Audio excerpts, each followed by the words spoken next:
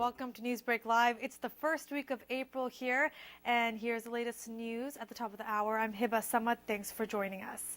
Local law enforcement will be out in full force in hopes of reducing road fatalities. Torrance police will conduct a citywide bicycle and pedestrian safety operation tomorrow. They plan to educate drivers, bicyclists, and pedestrians about steps they can take to be safer. Motor officers will take time to balance traffic enforcement while stopping and educating the community. Police say there are simple ways we can all share the road and prevent dangerous situations. For drivers, be courteous and patient. Wait for pedestrians to cross the street. Reduce your speed when approaching intersections. Yield to pedestrians and crosswalks, and share the road with bicyclists, and don't drive distracted. Bicyclists are encouraged to wear a helmet, and this is required for people under 18. Ride with the flow of traffic, let faster traffic pass, use hand signals when turning or stopping, avoid darting between vehicles, and wear bright and reflective clothing. Next, pedestrians should only use crosswalks. Be aware of cars backing up. Avoid walking between cars. Always make eye contact with drivers, and also wear bright and reflective clothing. In March alone, there have been 2 fatal car and pedestrian accidents in the city of Torrance. This education grant is funded by the California Office of Traffic Safety. Now you can expect some traffic delays on a large boulevard this week. Tomorrow along Jefferson Street east of Crenshaw Boulevard, crews will be pulling cable. They have plans to close the westbound curb lane and then close the left turn and the eastbound curb lanes. Then this Thursday, there'll be closures on Crenshaw Boulevard, the southbound curb lane along with Crenshaw Boulevard from Monterey Street to just south of Park Del Amo. This also includes the eastbound curb lane along Plaza Del Amo for 350 feet. These traffic closures are for the Crenshaw Underground Southern California Edison project. If you're a South Bay resident, you won't have to go far to receive some of the best medical care in the nation. Torrance Memorial Medical Center took the 38th spot in Newsweek's annual list of World's Best Hospitals 2019. Torrance Memorial also was ranked 6th best in California and the highest ranking non-academic hospital in the United States. The center has a 94-year history of treating patients in the community with more than 900 physicians on staff crossing more than 70 specialty areas of medicine. Most recently, some big achievements have been the new Level 3 neonatal intensive care unit featuring all private rooms to care for health-challenged infants, a telestroke partnership with Cedars-Sinai, and the soon-to-be completed Hunt Cancer Tower, a 37,000 square foot facility designed to consolidate and strengthen cancer care in the South Bay. The ranking is based off of information from medical experts, results from patient surveys, and quality and safety metrics gathered by leading independent healthcare oversight organizations. Overall, 1,000 hospitals were selected. The purpose of the list is to help people discover hospitals while also seeing the future of medicine. Torrance, along with cities across the nation, are gearing up for a tradition that counts every single person living in the United States. This week marks the 1-year countdown for when the Census Bureau will kick off the official 2020 census count. Every 10 years, the U.S. Census Bureau conducts a census. Right now, you can apply to become a member of the 2020 Torrance Census Complete Count Community Committee that will be responsible for increasing awareness and participation about the importance of the count. In March 2020, the Census Bureau will mail invitations to every household. For the first time, residents will also be able to respond online. The Census Bureau includes every single person living in the United States, regardless of citizenship or immigration status. The information collected will help determine how more than $675 billion of federal funding is distributed to states and communities each year. It's also required by the Constitution to determine the number of seats each state will be allocated in the United States House of Representatives. To fill out the Complete Count Committee application, go to torranceca.gov. The deadline is April 30th. It may be a stressful time for many as we approach the April 15th tax filing deadline. For many who are working to gather the right records and forms, remember the Internal Revenue Service allows taxpayers to file for a 6-month extension as long as they submit the proper forms in time. You can file Form 4868 by the April deadline, but this means that if you owe any taxes for last year, you need to send a good estimate along with your extension. Experts say file your 2015 tax return because this year is your last chance to collect that money, and don't forget to file your state tax return as well. For the second year in a row, a local high school has proven to be competition in the world of music. West High School's percussion ensemble qualified to move on to the 2019 Southern California Percussion Alliance Championship Finals. It's the largest percussion competition in the western United States and will take place at the Citizens Business Bank Arena this Saturday. Top high school and independent percussion ensembles from across the West Coast will go head-to-head. From West High School, there will be 28 students participating. The title of the show is called Watched, inspired by the 1949 novel 1984, written by author George Orwell. The ensemble is led by West High's band director, Mr. Vince Bannon. Best of luck. A popular radio station, 98.7 Street Team, will be in Torrance this evening, taking over Columbia Park. From 5:30 p.m. to 7 p.m., they'll be holding a raffle at the park, and it's your chance to win some tickets to Disneyland. It's called the Woody Show After Hours Takeover. The event is free and is put on by the alternative rock station. Customers shopping at one grocery store will be saving much more money starting tomorrow. Whole Foods has plans to decrease prices on hundreds of items with a focus on meat and produce. Reports say customers will save an average of 20% on the new reduced priced items. Now, there's no rush as the price cuts will continue through the end of the year. Also, through the end of April, customers who sign up for Amazon Prime can get $10 off their $20 purchase in store at Whole Foods markets when they register at amazon.com/WholeFoods10.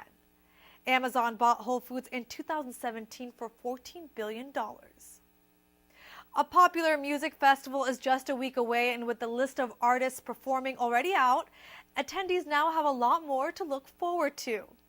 There will also be an impressive food lineup at Coachella this year, and for the first time, Madrone, located in Torrance, will be serving up food for people in VIP, among other restaurants such as Hawkins House of Burners, Tacos 1986, and Gwen. Madrone will serve beef and chicken barbacoa tacos along with leyuda with marinated pork and black bean paste. Madrone is a Oaxacan restaurant located in downtown Torrance. Speaking of food, you won't want to miss on some deals this Thursday. It is National Burrito Day, and a number of Mexican restaurants are offering deals. Chipotle is celebrating by free delivery all day when you order through the app DoorDash.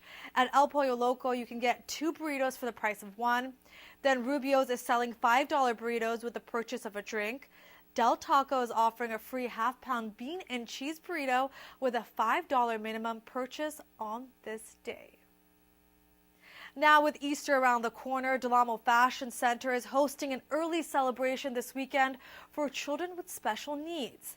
It's called Caring Bunny, and it's a sensory-friendly event in association with Autism Speaks. It's designed for families with all spectrums of special needs. It will take place this Sunday from 9:30 a.m. to 11 a.m. right before the mall is even open. The mall will reduce sensory triggers during this time, creating a more comfortable environment for children visiting with the bunny. Some of the tentative plans are turning off mall music, stopping escalators located near the photo set, dimming lighting, special activities geared towards the needs of the guests as they wait their turn to meet the bunny. There'll also be an opportunity to donate to Autism Speaks. Guests can register in advance at simon.com/caringbunny. Now let's get to the weather. Today there was a high of 67 degrees with a low of 57. Then tomorrow there will be a high of 66 with a low of 56 degrees. And on Thursday it will be sunny with a high of 64 with an expected low of 55 degrees. Torrance police officers are now equipped with a new medication that is helping save lives while also combating a nationwide epidemic that is on the rise. Here's more on the story. So when they stop breathing, any type of progress with that helps. Loss of consciousness and even shallow breathing are familiar signs of an overdose. Torrance police officer and CPR first aid instructor Blake Williams knows firsthand. And with time of the essence during this emergency, every officer now in Torrance is better equipped to give that person another chance. So Narcan is a medication that reverses or blocks the effects of an opioid. Opioids including heroin, even to the extremely synthetic and potent fentanyl. Narcan is also commonly known as naloxone, and here at the Torrance Police Department, there are 144 kits distributed. A pouch has 2 doses of nose sprays, allowing officers a chance to take action right away to revive the person rather than wait. You'd lay them down on their back. While performing CPR, you would just take this out of the package, insert it into the person's nostril, and spray it. In the past, we've had instances here where officers have arrived on scene, seen a person unconscious, it's an apparent opioid-induced, injury, and historically we would just perform CPR and then we'd have to wait until fire got there. It's the unfortunate part, but police are usually the first ones on scene. Recent findings by the Centers for Disease Control and Prevention shows the start of a third wave of an opioid epidemic, with the drug fentanyl being one of the most popular and leading causes of fatal overdoses in the country. Since 2014, fentanyl overdoses have increased by 50% in Los Angeles County alone. The drug is approximately 100 times stronger than morphine. A few granules of fentanyl, if you were to inhale it, could kill you. And on top of that, it's also transdermal, which means even touching it, it could get soaked into the skin. Williams says Narcan also helps his fellow police members stay safe during investigations. In November 2018, Torrance City Council recognized the need and approved the police department to receive the Narcan kits through a state-funded project.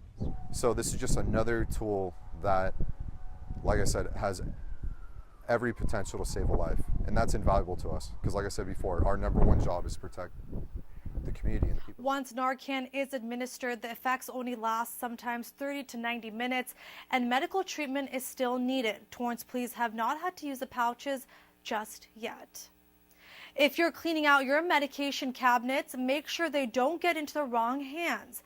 The Torrance Police Department is hosting a drug take-back event on Saturday, April 27th from 10 a.m. to 2 p.m. You can drop off any unused or expired medication for disposal. It's part of a national day that gives people an opportunity to drop off drugs in a safe, convenient, and responsible way.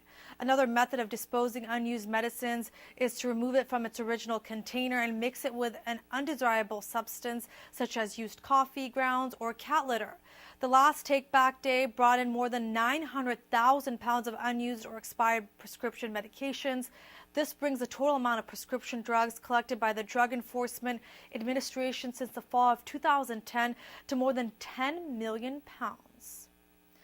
Now, upgrading your garden in a water-saving way can earn you some cash.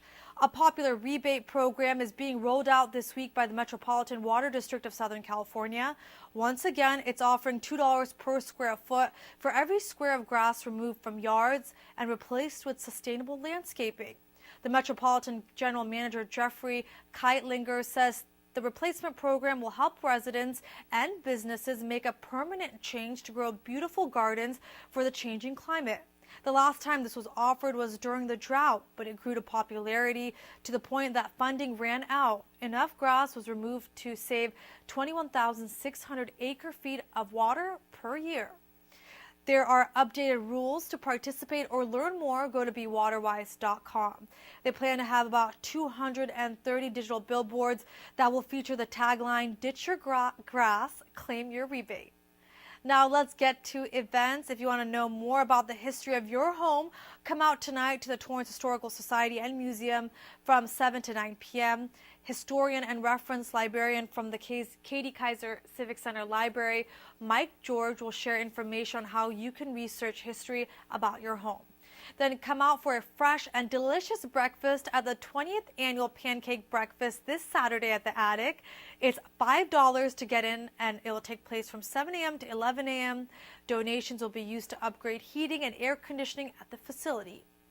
Then the Torrance Sister City Association is hosting its annual Bunkasai Japanese Cultural Festival this Saturday and Sunday. You can enjoy everything from music featuring taiko drums, kimono models, martial arts, calligraphy, and even flower arrangements.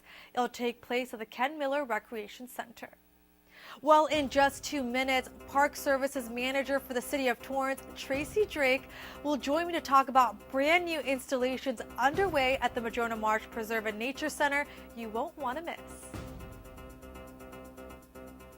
When I was in high school, I was physically at school, but my mind wasn't at school. I had problems at home, and that's hard when you feel like you're doing it alone.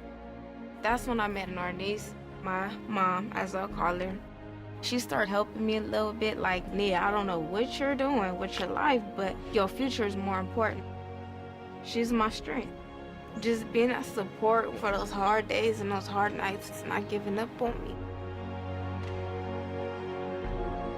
Thank you to my mama. I wouldn't have did this if it wasn't for her.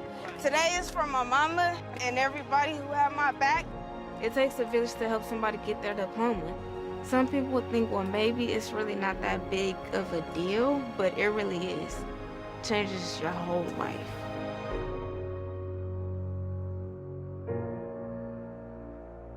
Find free adult education classes near you at finishyourdiploma.org. Dad? Just 1 minute, okay? Hey, Bobo, do trees tell each other stories? I'm sorry. I'm afraid I don't know that. Hey, why don't we go find out?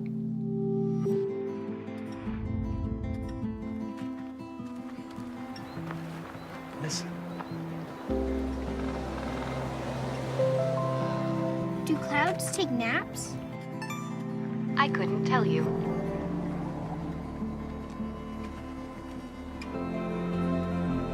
Can birds draw pictures? I don't have an answer for that. Dad, do stars visit their friends? Look!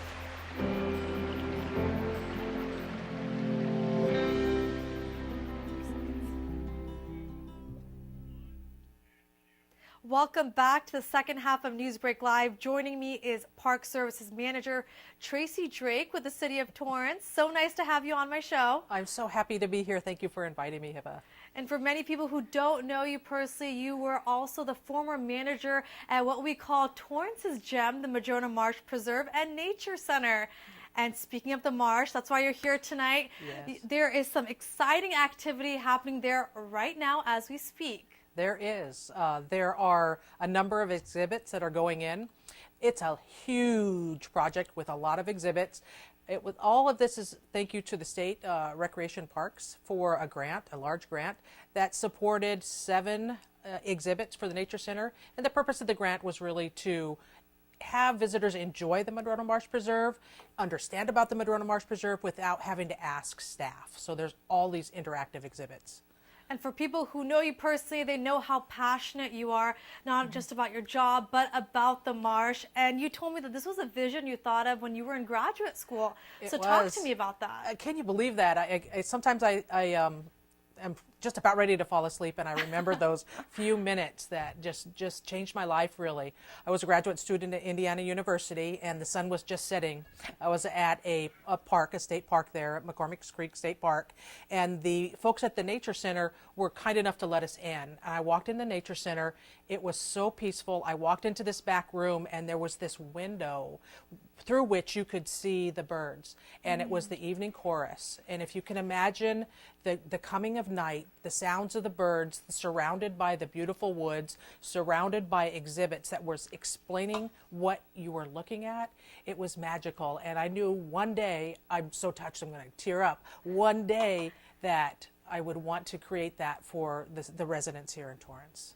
And you're making that happen right now. Yes. I mean, this project wasn't easy. It's been years to make it come to life. Talk to me a little bit about the process before we get into the exhibit specifically. The process has been complicated. There's 2 parts, a construction part where we needed to really change the wall in the classroom so that visitors could look out. And there's also a solar roof that was important. So there was some construction that was needing to be done. That was relatively easy. What was really hard was the 7 years prior. Myself, Bob Carr, the folks from the Natural History Museum, so many people were putting together the actual history of that little 50 acres of land so that we could portray exactly what happened in that space from 20,000 years ago and on into the future. That's exactly what the exhibits portray, as you just mentioned. So, and what's really special is the exhibits are only about the Madrone Marsh here in the city of Torrance, the history. And so if people come by, that's all they're going to find all about it. So tell me exactly about the exhibits and kind of walk me through, since they are not open yet to the public. Correct, that's correct. They will be shortly. We're hoping within 2 weeks, maybe 3 weeks. We're waiting for a couple of items. But there's a whole bunch of different items. I think when you first walk in the door, the first thing you're going to notice is there are 5 gigantic 4x8 murals on the wall. And these murals represent the 5 different chapters, if you will, in Torrance history. That would be the Pleistocene period. The Pleistocene period 20,000 years ago, where we're standing right now, where you're sitting at home, where you're listening to this broadcast, this was ocean. And there were mako sharks and whales and all of that right here where we were. And slowly, as the LA basin filled up with sediment, you ended up with the savanna area and also very marshy areas. And you had animals like the mastodon and the small camel and the dire wolf and all of those. Well, by the way, skunks were here too. But you had all these animals that started to develop, to come into this new landscape, if you will. After that, the first people were here.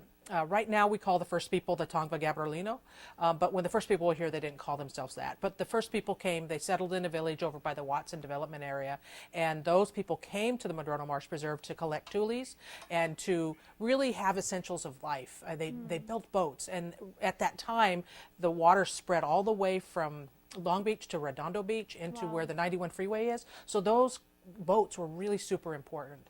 And so that whole period of time is represented not only in the panel, but also in a specific Tongva exhibit, which is in the exhibit hall. And I'll get to that in a little minute. After that, of course, we had the Spanish period, where this was part of Rancho San Pedro, owned by the Dominguez family. And that was a really, really great time. There was such a great time of change, and all of the cattle were on the land. A train had come through. And so the Dominguez family had this rancho. It was a beautiful area of land. There was a big village over near the port. And so there was this back and forth. So the kind of the routes the indigenous people had put together, the Spanish people followed. Then after that, oil was discovered. And oil was a huge, oil and Torrance synonymous, correct? And so oil was discovered, and we have to represent that time. It was an amazing time in the history of people, of humanity, because it was the beginning of flight also. And the Dominguez family had the air show over at the Rancho Dominguez, and the dirigible came through. And all of this energy was being put forth in new construction, new technologies of the time to be able to pull oil out of the land. Automobiles, all of this stuff that was occurring. So it was a very exciting time for history. You move into that when oil was no longer as productive, and you go into the period of, okay, now that we have this land, what's happening? When the land was under oil production, it was basically pretty much plant-free. The wetlands were there. The wetlands have been there for 20,000 years. We're positive of that based on our geologic study. But what you have is, you had no plants. You had these trees, tules, some willows, but the plants weren't there. And so thanks to this city, all of us really have to owe a debt of gratitude to all of the volunteers that put together, Friends of Madrone Marsh, the city of Torrance, put together that effort to do restoration at the preserve. And so we have that and the events represented in panel 5. The panel 5 ends with, look at all of this history that has happened to Madrone Marsh Preserve. There sits on that last reader rail a mirror, so you can look at yourself, and the question is, what will you contribute to the story of Madrone Marsh? Wow. It's a great exhibit. I just love it. And that's just the first part, and that dates back 20,000 years. If you can quickly touch upon the atrium, the other mural, the Symphony of Sounds, so people can kind of get an idea of how interactive and different all the installations are. Oh, absolutely. Thank you. In the exhibit, it's really a great location where all 4 habitats of the preserve are represented. There are tactile objects in there to touch, cards to play with, things to look at that represent each of the 4 different habitats, what makes them different. Symphony of Sounds is an interactive exhibit that's in the exhibit hall. It's basically a touchscreen computer, has a map of Madrone Marsh. You touch on one of the habitats, opens up 4 different species, common sounds. You touch on one of those sounds and you're going to hear something really cool. Have you ever listened to the dragonfly wings fly, or the crickets chirp, or the song of a red-winged blackbird? So you'll get to hear all of those things there. While still in the exhibit hall, while you're exiting, the new Tongva exhibit will be there as well, and that represents from the beginning of the indigenous people all the way to current. So all of the things I told you about Tule collecting, all the way to the ceremony and the sacredness of that land that still continues today in the Music at Madrona program. So that's exciting, but it doesn't end there. You can walk through the hallway and follow the footsteps of the people that have been there before, flying birds overhead, and then out on the preserve, something brand new that hasn't happened before. We're going to open up the sump, thanks to the help of Public Works. We're going to open the sump. There's a little area, overlook area, that has 3 panels in there, interpretive panels, and so you'll be able to see, okay, this is what I'm looking at. This is how the water is recycled and used and made clean so the preserve can be healthy. These are the animals that really help. That this habitat helps the birds, the insects, the pollinators, the dragonflies, all of those type of things. And then the 3rd panel is, what happens if we didn't do all this? What's the cost of not doing all of this? So people going in there will really understand the importance of urban runoff. You know, you think, ooh, urban runoff. No, we filter it. We put it through a biofilter, it goes up on the preserve and creates a beautiful habitat. So the bottom line is, people will learn all about the Madrone Marsh, the history, and really get a sense of what it's all about and how it's been protected for so many years. What do you hope people will learn, for many who may have never been to the marsh? Wow, that's an excellent question, Hiba. I hope for so many things. First of all, I want people to have that wow effect that, you know, kind of Madrona is a quiet gym. You walk in and you feel this peacefulness and you feel like you're not in the middle of a city. It's just got all of this beauty that touches you in a very peaceful way. But these exhibits are like that wow effect, like, wow, that happened here. Wow, that happened here. Wow, that happened here. And one of the really interesting things is it's tied directly, part of it's tied directly to a student that was nearby who was riding their bike in a local street, went on an empty lot, built a little bike jump, and found a mastodon jaw. And that mastodon jaw told us, guess what was here? Mastodons were here. And that started, a child started that whole 20,000 years ago exhibit. And those stories are really important, that the kids that come through, yeah, they can make a difference. It was the difference of the citizens and working together to save that land and make it beautiful. It's the difference of all of those volunteers who keep it beautiful every year. So the story is, yeah, this is an amazing place, and it was because of ordinary people doing extraordinary things, working together for a common goal. Just like you. So the great part is it's free, and for people who've never been to the marsh, you can visit the marsh, the nature center. It's all for free. Just stop by, whether you live in the South Bay or in Torrance, and there's always exciting events that take place. Is there anything else you'd like to add about these installations before I let you go? Yes, come on, just come on down, take a look for yourself, interact with the staff. The staff will walk you through and help you understand what it is you're seeing, and even give you a little bit more information. And then while you're there, you will get to discover, look at the flyer table. There's so many really neat programs. If you're interested in birds, bird walks. If you're interested in science, we have microscopes you can look through. If you're interested in just having a peaceful walk, that's great. If you're interested in feeling the difference between the fur of a coyote, or a fur of a skunk, a fur of an opossum, or a fur of a rabbit, you can feel all those and tell the difference. So there's just so much that one can learn about their own neighborhood and about what happened here at Madrone Marsh. Well, Tracy, thank you so much for your time, and I hope when people visit, they'll leave with a sense of enthusiasm just like yours. Thank you so much. Thank you for having me. Have a good night. Have a good night. And before we go, the Madrone Marsh Preserve and Nature Center is located at 3201 Plaza del Amo. They're open Tuesday through Sunday from 10 a.m. to 5 p.m. And you can find more information all about their events at friendsofmadronamarsh.com. Well, that does it for NewsBreak Live. If you ever have news or video that you'd like to share, please email us at newsbreak@torranceca.gov. Also, if you missed any portion of the show, you can catch it all on Torrance City Cable's YouTube page. City Council will start at 7 p.m. Have a great night.